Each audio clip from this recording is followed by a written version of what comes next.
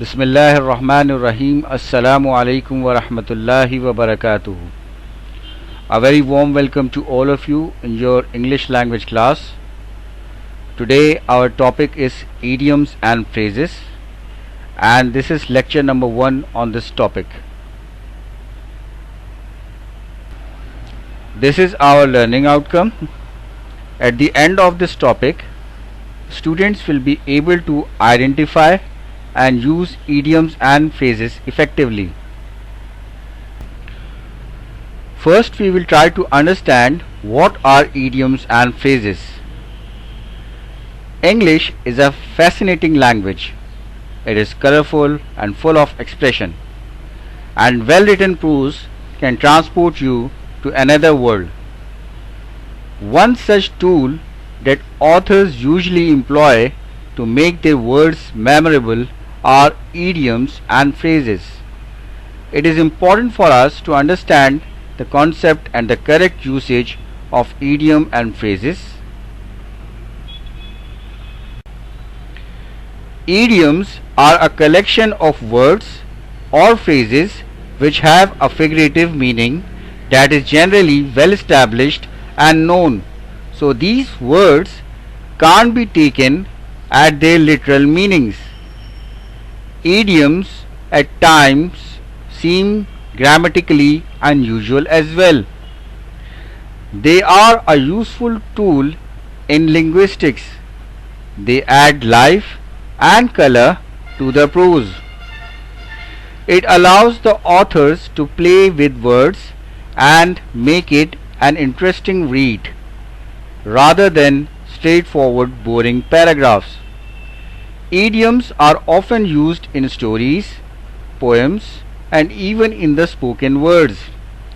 The origins of these idioms are not always known, but they said to originate from stories and creative writing, and are modified over time.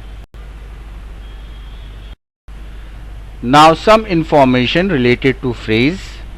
A phrase is a small group of words that are like a unit. These units are a part of a bigger sentence or a clause. Phrases are unlike idioms. They are actually direct and to the point. They do not have figurative meanings. The expression means what the words indicate. A phrase, unlike a complete sentence, does not have a subject and a verb, so it does not express a complete sentence. They are a unit of a complete sentence. Now we are going to discuss some important idioms and phrases. We are going to find out their meanings and their usage. Starting with the first one, by fits and starts. The meaning of this idiom is with irregular bursts of activity. Here is a sentence for you. The economy was recovering in fits and starts. The next one, a black sheep. Its meaning, a member of a family or group who is regarded as a disgrace to it. Here is a sentence for you. He is the black sheep of the family.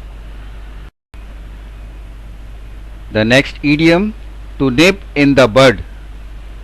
Its meaning, to stop something at an early stage. Here is a sentence for you. If you see a bad habit begin to develop, try to nip it in the bud so that it does not become ingrained. The next one, to end in smoke. Its meaning, to come to nothing. Here is a sentence for you. He made great plans, but all his plans ended in smoke. The next idiom, with flying colors. Its meaning, to achieve distinction. Here is a sentence for you. He came off with flying colors in his matriculation examinations. The next idiom, to wind up. Its meaning, to bring to a conclusion or end. Here is a sentence for you. Even though he had bad news, he tried to wind up his speech on a positive note. The next one, to take to task. Its meaning, to scold or reprimand someone. Here is a sentence for you. If you don't do your homework for a week, your teacher will take you to task. Here is an exercise for you. You are required to use these idioms to make sentences on your own.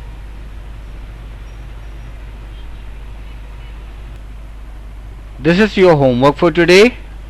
You are required to complete the given exercise of sentence making in your copy. I hope you will find today's lecture interesting as well as informative.